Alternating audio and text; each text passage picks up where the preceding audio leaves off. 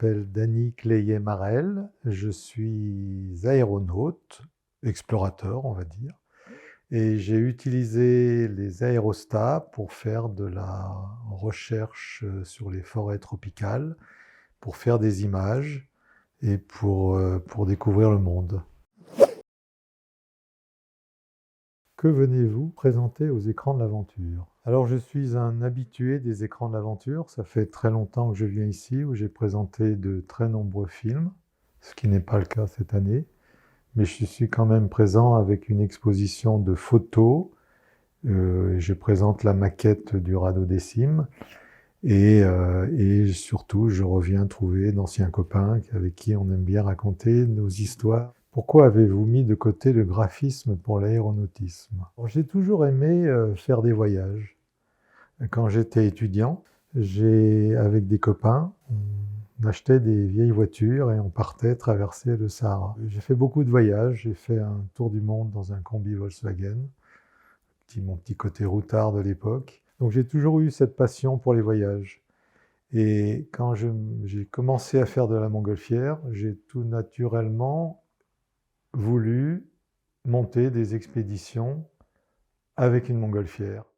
Pouvez-vous nous parler d'une de vos inventions? L'invention la plus simple et celle qui marche, qui est énormément utilisée, c'est la bulle des cimes. Quand on faisait nos expéditions avec le radeau des cimes et le dirigeable, il faut savoir que c'était le plus gros dirigeable jamais construit au monde à air chaud.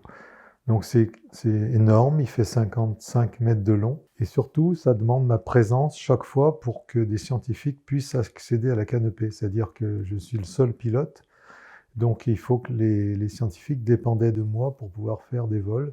Et il y avait une énorme demande. Donc l'idée, ça a été de permettre à tout le monde d'accéder à la canopée de façon très simple.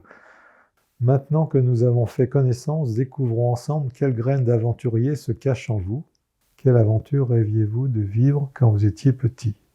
J'adorais les albums de Tintin. Peut-être que c'est ce qui m'a finalement donné envie de voyager, mais j'en suis pas sûr.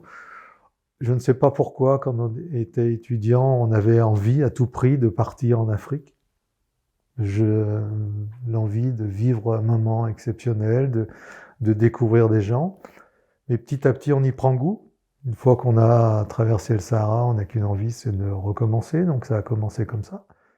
Quelle était votre première aventure et avez-vous une anecdote? J'ai eu l'idée de faire le premier survol du Mont Blanc avec une montgolfière. Donc j'ai fait ça et ça a très bien marché. Comme c'était la première fois que ça se faisait, j'ai eu pas mal de presse. Et une anecdote, on était à Chamonix. Et pour faire ce genre de vol, il faut que la météo soit bonne. Donc on s'était donné une semaine à Chamonix pour attendre les bonnes conditions. Et puis un matin, on est là on avait décidé de ne pas voler une fois de plus, et on était en train de prendre notre petit déjeuner. Et on entend à la radio, 2 Français sont actuellement en train de survoler le Mont Blanc. Et là, on dit, mais c'est quoi cette histoire? C'est pas possible, on s'est pas fait griller un jour avant, c'est pas possible. Et du coup, on a téléphoné à la radio, on a dit, mais c'est quoi cette histoire? Et en fait, ça s'était ébruité et ils avaient pensé qu'on avait déjà décollé pour faire la traversée. En fait, on était encore en train de prendre notre petit déjeuner et on a fait le vol que le lendemain. Quel conseil donneriez-vous à un jeune qui veut partir à l'aventure? Il faut oser, faut pas écouter les copains, les parents, tous ceux qui vont vous dire mais non, mais faut pas faire ça, tu y arriveras jamais, ça marchera pas, c'est pas possible. Non, quand on a une envie, il faut se donner les moyens de le faire, en évitant de prendre des risques et d'aller dans des zones quand même trop dangereuses, parce qu'il y en a quand même un certain nombre. Aujourd'hui, que diriez-vous Dany Cléiet-Marel d'il y a 50 ans? Je lui dirais de prendre plus de notes, parce que j'ai fait énormément de voyages, énormément, mais j'ai jamais été foutu d'écrire un petit mot, de tenir un carnet de bord, et ça, c'est un grand regret. Avez-vous encore des rêves d'aventurier à réaliser? Oui. J'en ai plein. Je sais très bien que je ne les ferai pas tous.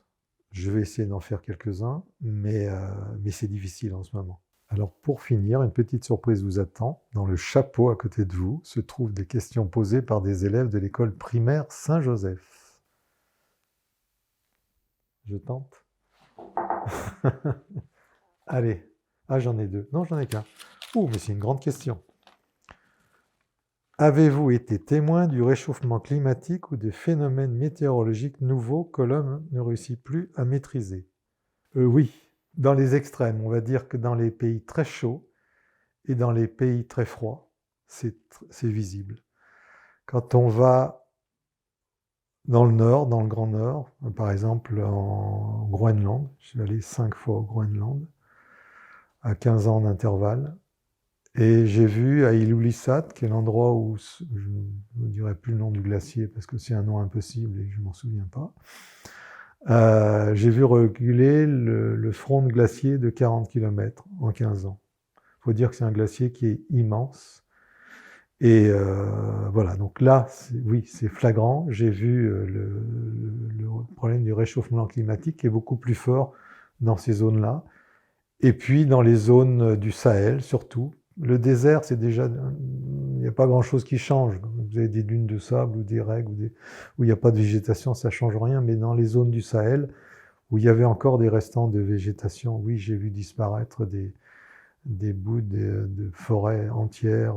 Voilà. Donc ça, oui, c'est flagrant, je l'ai vu.